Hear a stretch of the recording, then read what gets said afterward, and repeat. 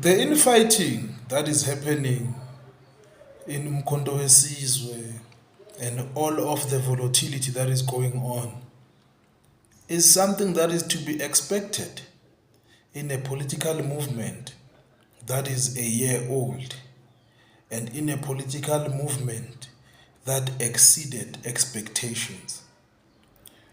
Lezi ingqushungqushu ezenzekalayo lapha kumkhonto weSizwe akusiyo into ekufanele imangaze umuntu. This is like taking millions of strangers and putting them under one roof, and then you expect all those strangers to agree on the same thing easily. It is impossible. And you must understand that Umkhonto weSizwe is still a small baby. And as much as it is a small baby, a lot of people have gravitated towards it. So there is obviously going to be a scramble because not everyone who is a member of Umkhonto weSizwe is there for good intentions. There are people who are part of Umkhonto weSizwe who are only looking out for themselves. There are people who are looking for career opportunities in Umkhonto weSizwe. There are people who are looking for money. They are looking for things that are going to secure their financial positions.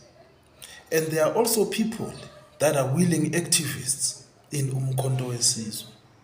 The most important thing is how the leadership handles all of these problems, because Umkhonto weSizwe is still in its formative stages, and these are the stages where it is expected for fights to break out.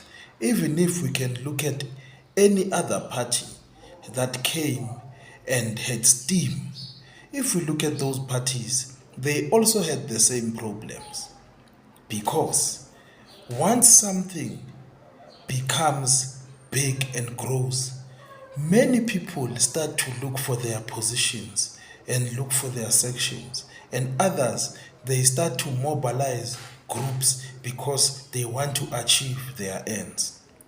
So if you are a member of Umkhonto weSizwe, a supporter or a voter, yes, you should be worried about the things that you are seeing happening, but you must also remember that Umkhonto weSizwe is still a baby. Nengane encane iyashintshwa inabukeni, ayikwazi yona ukuziphipha. Izokhula lento. Vuka Daki.